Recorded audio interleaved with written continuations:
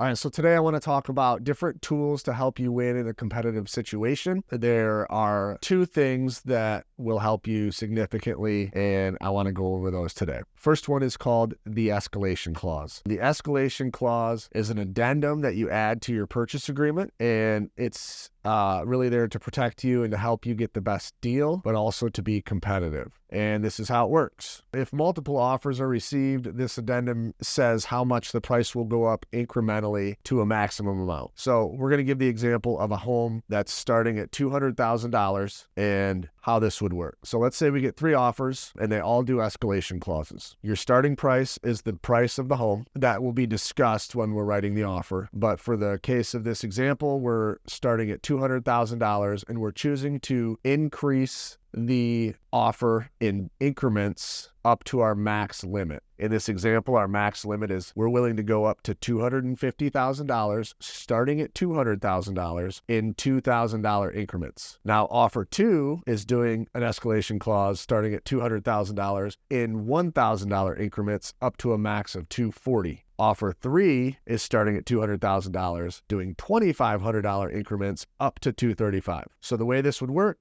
is once the escalation clause kicks in, the price goes up by the set amount and the new price becomes the agreed amount between the parties, between the buyer and the seller. So if the offer is accepted, the seller will need to show proof of the competing offer that it beats out.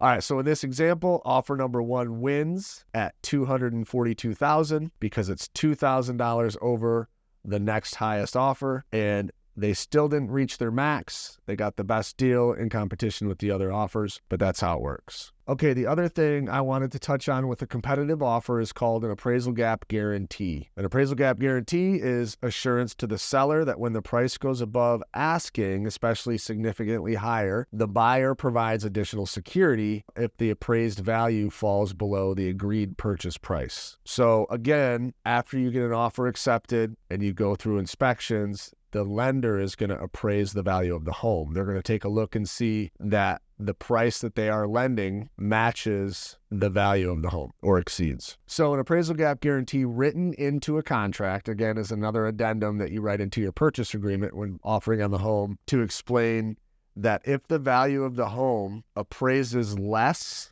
than what your offer is, and I'll give an example, you offer $250,000, but the bank only appraises it at $240,000, there's a $10,000 gap. An appraisal gap guarantee lets the seller know when you're offering as a buyer that you will come out of pocket with the additional funds in that gap. So the appraisal gap guarantee clause obliges the buyer to cover this gap up to a specified amount.